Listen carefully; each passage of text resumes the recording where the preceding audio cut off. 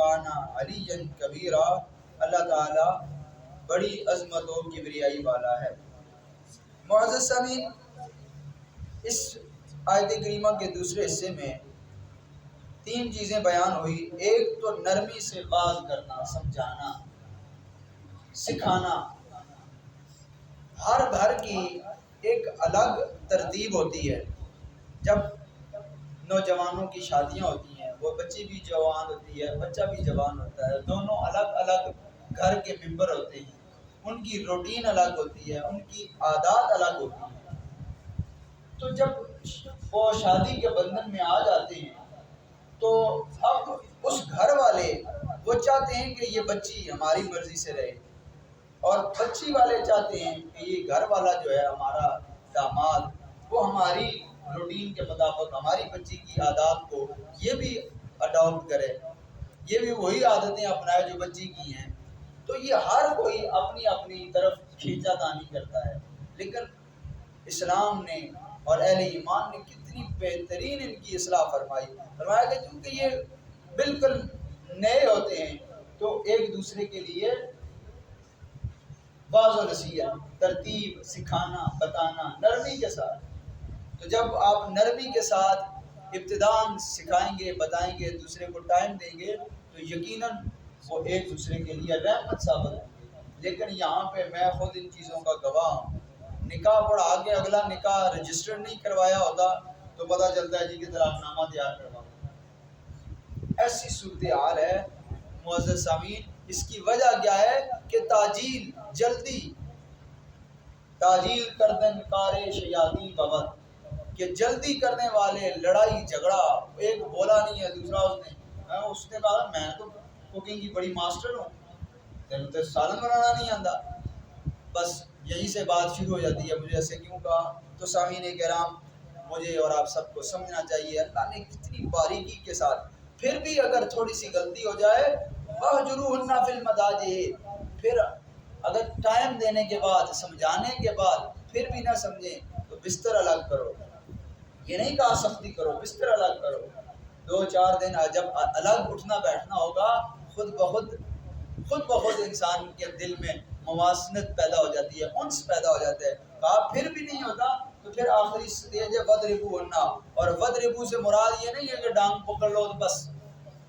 جنہیں پرانے زمانے میں دانے پیٹے جاتے تھے، ہمارے علاقوں میں تو ابھی بھی سلٹیوں سے، یہ جو چھلی ہوتی ہے اس سے دانے الگ کرنے کا طریقہ بھی یہی ہے، توڑے میں یا بوری میں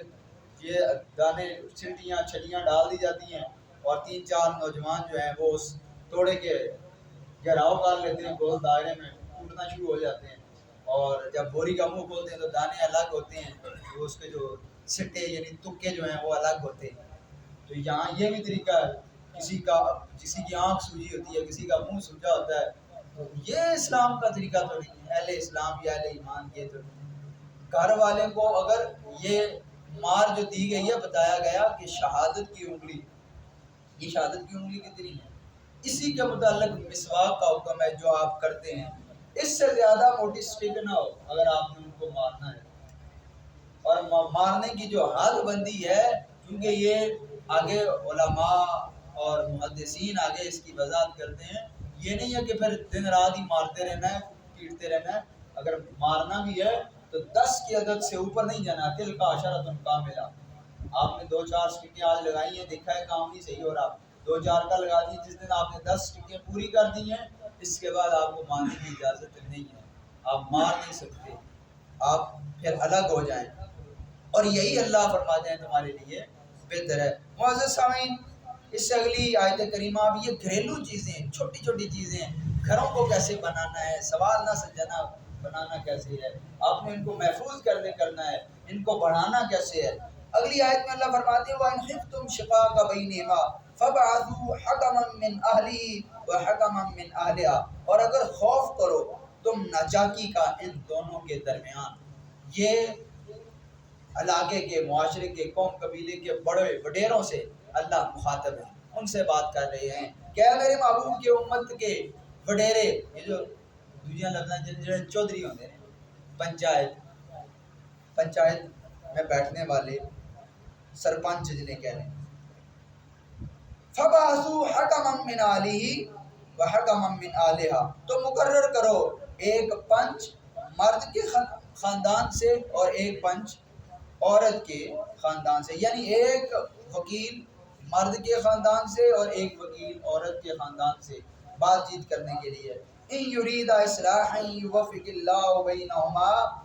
اور اگر وہ دونوں بیچ کا ارادہ کر لیں، صلح کا ارادہ کر لیں، صلح پہ وہ متفق ہو جائیں، یوفق اللہ بینہما، تو اللہ تعالیٰ ان دونوں کے درمیان اسی چیز کو زیادہ بہتر پسند فرماتے ہیں۔ ان اللہ کان علیما خبیرا، اور اللہ تعالیٰ جو کچھ تم کر رہے ہو یا جو کچھ تم عمل کر رہے ہو، بول رہے ہو، اللہ تعالیٰ ہر کام سے اور ہر بول سے واقف ہے، علیماً علم والا ہے، خبیراً خبر رکھنے والا ہے۔ تو معزز سامعین، آقا کریم علیہ السلام کی بارگاہ میں بھی ایسا ہی ایک ایشو یا ایک مسئلہ پیش کیا گیا کہ ایک گھر کے خواتین اور مرد آپس میں ناچاکی اور اب یوں کہہ لیں کہ لڑائی جھگڑے کا معاملہ پیش کیا۔ آقا کریم علیہ السلام نے ہر ایک سے، چاہے مرد ہوں چاہے خواتین ہوں، ہر ایک سے دوسرے کے حقوق بیان فرما کر فرمایا ایک دوسرے سے معافی طلب کرو، ایک دوسرے سے معافی طلب کرو۔ اور یہیں پہ آقا کریم نے ارشاد فرمایا کہ جو صلح میں پہلا قدم اٹھاتا ہے اللہ تعالیٰ اسے جنت میں ایک گھر عطا فرماتا ہے۔ ہمارے ہاں یہ ہے کہ ہم نہ چاہتے ہوئے بھی، ہماری کوئی اتنی اوقات بھی نہیں ہوتی، پھر بھی ہم ایڑی چوٹی کا زور لگاتے ہیں اگلے کو زیر کرنے کے لیے، لیکن اللہ کے رسول فرماتے ہیں جس کے پاس دسترس بھی ہو پھر بھی وہ صلح کی طرف جائے اور لوگوں کی اچھائی اور بلائی کی طرف جائے، اللہ اسے جنت میں گھر عطا فرماتا ہے۔ تو سامعین کرام، اگلی آیت کریمہ اس کے متعلق بھی اللہ تعالیٰ نے ہمارے معاشرے کی اصلاح فرمائی، وَاعْبُدُوا اللَّهَ وَلَا تُشْرِكُوا بِهِ شَيْئًا وَبِالْوَالِدَيْنِ إِحْسَانًا، اور عبادت کرو اللہ کی اور نہ شریک بناؤ اس کے ساتھ کسی کو، اور والدین کے ساتھ اچھا برتاؤ کرو، وَبِالْوَالِدَيْنِ إِحْسَانًا وَبِذِي الْقُرْبَى وَالْيَتَامَى وَالْمَسَاكِينِ وَالْجَارِ ذِي الْقُرْبَى وَالْجَارِ الْجُنُبِ وَالصَّاحِبِ بِالْجَنبِ وَابْنِ السَّبِيلِ، اور رشتہ داروں، یتیموں، مساکین اور پڑوسی رشتہ داروں کے ساتھ، اور پڑوسی جو رشتہ دار نہیں ہیں، اور ہم مجلس جو تمہارے ساتھ بیٹھتے ہیں، اور مسافر جو تمہارے ساتھ سفر کرتے ہیں، اور وہ لونڈی یا وہ نوکر جو تمہارے گھر میں تمہاری خدمت کرتے ہیں، ان کے ساتھ حسن سلوک سے پیش آؤ۔ ان اللہ لا یحب من کان مختالا فخورا، اور بے شک اللہ تعالیٰ تمہیں پسند نہیں کرتا جو غرور اور تکبر کرنے والا ہے، فخر کرنے والا ہے۔ معزز سامعین، اس آیت کریمہ میں بھی اللہ تعالیٰ نے اپنی بندگی کے ساتھ وَاعْبُدُوا اللَّهَ، اللہ کی عبادت کرو، وَلَا تُشْرِكُوا، اور شرک نہ کرو، اس کے بعد جو سب سے اہم کام دنیا میں بتایا وہ فرمایا وَبِالْوَالِدَيْنِ إِحْسَانًا، اپنے والدین کے ساتھ احسان کرو، اس نے سلوک سے پیش آؤ۔ والدین اگر بڑھاپے کی عمر کو چلے جائیں تو ان کو جھڑکو نہیں، بلکہ سورۃ بنی اسرائیل میں 15ویں سپارے میں فرمایا اف ولا تنہرہما وقل لہما قولا کریما، اور انہیں سخت بات بھی نہ کہو، یہاں تک کہ اف کا لفظ، اور اف کا لفظ ہماری روٹین میں اگر میں آپ کو سمجھا پاؤں، یوں سمجھایا جاتا ہے اگر والدہ کسی بچے کو کہتی ہے کہ بیٹا یہ کیسے چیز ہوتی ہے، یہ کام کیسے ہوتا ہے، تو یہ کمپیوٹر کیسے چلتا ہے، یہ موبائل کیسے چلتا ہے، تو بچہ کہتا ہے اف امی تانوں اللہ اینا بھی نہیں پتا، اف اللہ اینا بھی نہیں پتا تانوں۔ ہماری زبان میں اف ایسے ہی بولا جاتا ہے،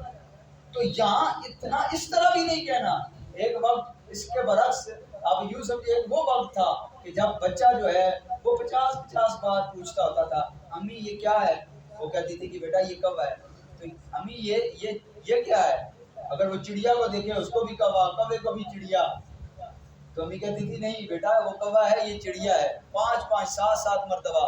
10 مرتبہ تو بچے گرتے ہیں، ہم کیونکہ چھوٹے بہن بھائی بھتیجے میرے بھی ہیں، بچہ گرتا ہے ماں کھڑا کرتی ہے، پھر گرتا ہے ماں کھڑا کرتی ہے، انگلی پکڑ کے چلاتی ہے، سکھاتی ہے، بلاتی ہے، ایسے نہیں ایسے بولو، ایسے نہیں ایسے بولو۔ تو اس ماں نے بچپن میں تمہیں ہر لفظ 50 مرتبہ پوچھا، بتایا، سکھایا۔ آج جب وہ بچے سے کوئی ایک بات پوچھتی ہے تو بچہ دوسری مرتبہ تمہیں نہیں پتا، نہیں پتا، چپ کرو، کہتے ہیں کہ نہیں کہتے؟ کیونکہ میں نے خود سنا ہے لوگوں کو ایسے، تو ایسے نہیں کہنا۔ وَبِالْوَالِدَيْنِ احسانا، اور فرمایا جو والدین کے ساتھ احسان نہیں کرتا، ان کے ساتھ بدتمیزی یا سختی سے پیش آتا ہے، فرمایا کہ 2 کاموں کی سزا دنیا میں ہے، ایک زنا کی، جتنا زنا دنیا میں بے حیائی کرو گے اس وقت تک آنکھیں بند نہیں ہوں گی جب تک تم دیکھ نہ پاؤ گے۔ آج میرے یہ نوجوان بچے بیٹھے ہیں جو دوسروں کی بہن بیٹیوں کے نمبر اپنے موبائلز میں رکھتے ہیں اور اپنے دلوں میں طرح طرح کے جذبات رکھتے ہیں۔ یہ یاد رکھیں، آج اگر کسی کے لیے یہ ارادے ہیں، یہ جذبات ہیں، اس وقت تک اپنی آنکھ بند نہیں ہوگی جب تک اپنی آنکھوں اور کانوں سے اپنی بہن بیٹی کے لیے یہ جذبات نہیں دیکھو۔ اس کا جو ہے اس کام کا سزا، کام کی سزا دنیا میں اللہ دیتا ہے، اور دوسری والدین کے ساتھ نافرمانی۔ جتنی نافرمانی کرو گے اتنی تمہارے ساتھ ہوگی، تب مرو گے، ادروائز نہیں مرو گے۔ یہ 2 کاموں کی سزا دنیا میں ہے، باقی سب کی سزا آخرت میں ہے۔ اس لیے ان کاموں سے بچنا ہے۔ اللہ میرے ہر نوجوان کو بچائے، کیونکہ نوجوان ہی، کیونکہ ماں باپ کی خدمت میں بھی وہ کوتاہی کرتے ہیں اور دوسرے عمل کی طرف بھی ان کی جو ہے وہ نظر زیادہ ہوتی ہے۔ آگے فرمایا وَبِذِي الْقُرْبَى وَالْيَتَامَى وَالْمَسَاكِينِ، آقا کریم نے فرمایا جس کسی نے یتیم کے ساتھ اس نے سلوک پیش کیا، کل قیامت میں ایسے ہوگا جیسے یہ شہادت کی 2 انگلیاں۔ آقا کریم نے فرمایا جنت میں میرے ساتھ یوں ہوگا، والمساکین والجار ذی القربى، اور اپنے قریبی رشتہ داروں کے ساتھ جس نے تعلق جوڑا، جس نے تعلق جوڑا، فرمایا اللہ اس کے رزق میں اور اس کی عمر میں اضافہ فرماتا ہے۔ اپنے رشتہ داروں کے ساتھ اس نے سلوک اور مہربانی کرنے والے کے سب سے بڑے 2 فائدے کہ اللہ اس کا رزق وسیع کر دیتا ہے اور اللہ اس کی عمر بڑھا دیتا ہے۔ کون ہے جو رزق نہیں چاہتا؟ کون ہے جو عمر زیادہ نہیں چاہتا؟ مرنا چاہتا ہی نہیں ہے کوئی۔ اور اس کے بعد فرمایا وَالصَّاحِبِ بِالْجَنبِ وَابْنِ السَّبِيلِ، اور اس کے علاوہ جو رشتہ دار نہیں ہیں تمہارے پڑوسی، فرمایا جو پڑوسیوں کا خیال رکھتا ہے، ان کے حقوق کا خیال رکھتا ہے، ان کی خدمت کرتا ہے، فرمایا اللہ تعالیٰ اسے بھی کل جنت میں ایسے ہی رکھے گا جیسے یہ 2 انگلیاں ہوں گی۔ اور اس کے ساتھ یہ بھی ارشاد فرمایا کہ سامعین جو پڑوسیوں کا خیال نہیں رکھتے، اور اگر ان کے دیوار کے ساتھ جو گھر والا ہے ان کو یہ نہیں پتا کہ اس نے کھانا کھایا ہے یا نہیں کھایا، فرمایا انہوں نے اپنی جان کے اوپر ظلم کیا اور انہوں نے اپنے لیے جہنم خریدی۔ اور فرمایا کہ جبرائیل علیہ السلام میرے پاس متواتر کئی دن ہمسایوں کے حقوق لے کے آتے رہے، میں یہ گمان کرنے لگا کہ کہیں اللہ انہیں وراثت میں سے حق نہ دے دے، اس قدر ہے پڑوسیوں کا حق، لیکن ہم اسے راستہ نہیں دیتے، موٹر سائیکل کھڑی کرنے نہیں دیتے، اگر کھڑی کر دے 400-500 گالی دے دیتے ہیں، پتہ ہی نہیں ہے۔ یاد رہے اگر اپنی زندگی آسان کرنا چاہتے ہو تو دوسروں کے لیے آسانی بانٹنا شروع کر دو، سب سے پہلے اپنا گھر اور پھر اپنے پڑوسی اور پھر محلہ اور پھر یہ۔ اللہ تعالیٰ مجھے آپ سب